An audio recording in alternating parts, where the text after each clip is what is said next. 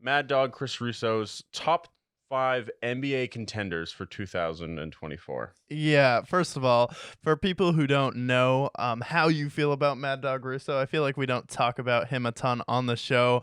When I say Mad Dog Russo, what are you thinking of right now? And what are your general overall thoughts on who he is as a broadcaster? And then when you first saw him get sunned by JJ Redick on First Take? My thoughts on Mad Dog, he's an idiot.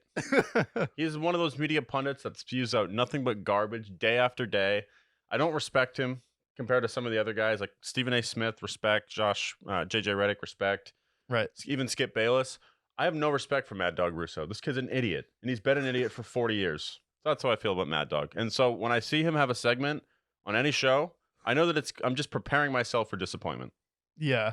And he's like one of those guys who's like, yeah, I like the old NBA. I really don't like the new NBA. And then JJ Redick completely destroyed him. So, like, I hear Mad Dog Russo, I just think of that one time where JJ Redick face to face just absolutely obliterated him. Because when he first came onto the scene at ESPN, he already got his feet wet with his podcast. He already kind of got his feet wet in the media sphere. And then he went toe to toe with Stephen A. Smith. I'm like, oh, if they have someone now who actually knows what they're talking about when it comes to basketball, who not only is fine going toe to toe with Stephen A., who's kind of like the king of basketball, like he talks football, those other sports. Then when you get just a moron like Chris Russo, whose probably favorite sport is baseball at this point, and then he literally just goes out there, spews nonsense, and then he'll have like a controversial take, and he's just fine with being kind of dumb for the sake of creating controversy, which is what we're going to go into right now, because he has a top 5 teams going into next year, and these are contenders who he thinks are going to be contending for a title. Yeah, contenders. Starting off at number 5, the Oklahoma City Thunder. Now, for me, when I look at this list, and we'll see the rest of this list, we'll go through all 5 before we actually dive into it. So, the Thunder at 5, the Sacramento Kings at 4. I kind of get it. Yeah, I see the vision with the Kings. The Bucks 3. No. On the list, sure, whatever. Yeah. The Nuggets at 2, the defending champions, Denver Nuggets at 2, and number 1, the Golden State Warriors. Okay. So my biggest gripe with this list, honestly, is that the Nuggets are 2. The Nuggets just won the title. Give them the respect, put them number 1. This was talking about the NFL. We would put the Chiefs at number 1. It's no different here. Put the Nuggets at 1 for respect. Yeah, I would say put the Nuggets at 1 for respect. And also, if you're going to put the Warriors 1, can you please make the argument why today the Warriors are going to get to a point where they're going to be better with the Nuggets right now? Because this isn't like, oh, I think they're going to get Giannis in the offseason or they've added this incredible bench. This is right now.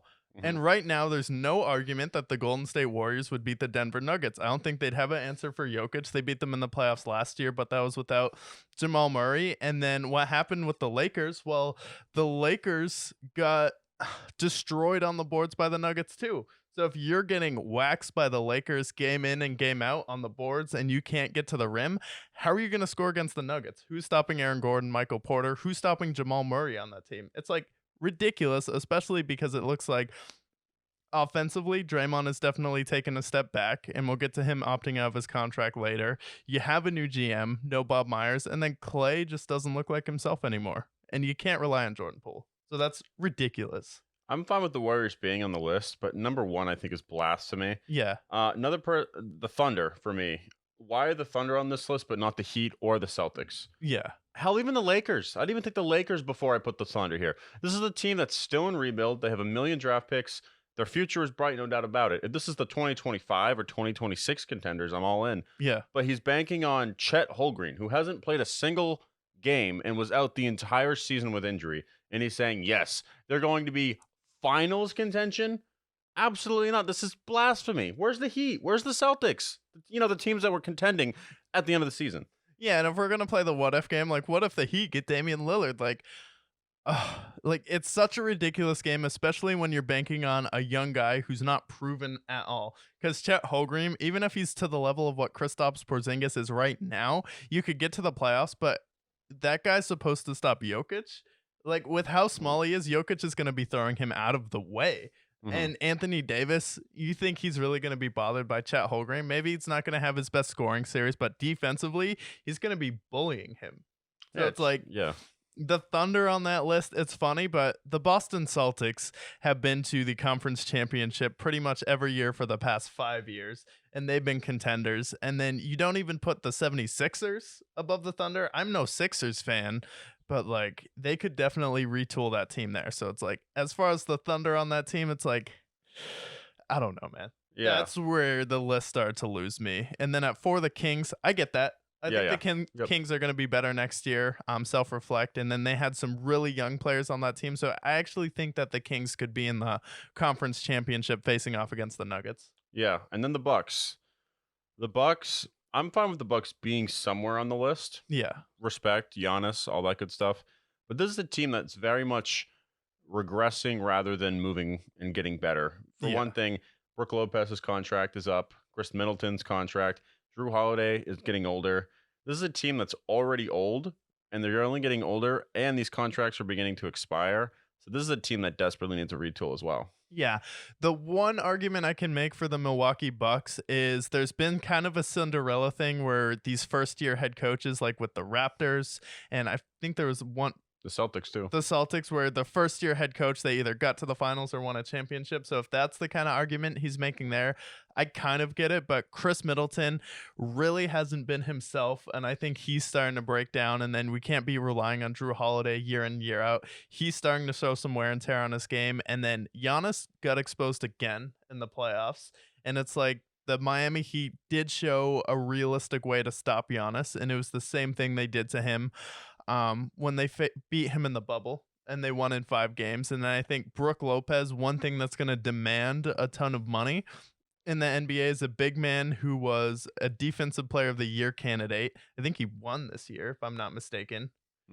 And then who also hits threes. And Brook Lopez had some really good games versus Miami where he'd have 24, 27. But there are some times in big games where you're like, where is he now? He doesn't show up. So Yeah, honestly, if we were to make this list for myself, I'd have to put the Nuggets at 1. Mhm.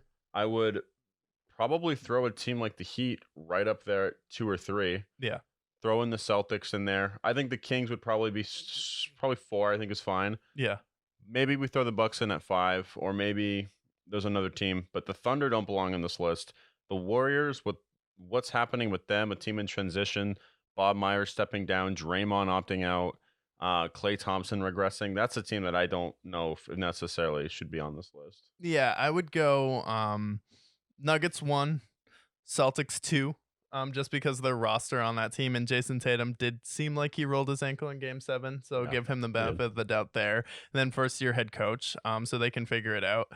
And then, yeah, I would put a team like probably Sacramento 3, because they showed me a lot, and then Miami 4, and then you could put in like Golden State, the Lakers, or the Suns in there at 5. So that'd be like a rough, just off the top of my head, what I would put for contenders next year. Yeah, 100%.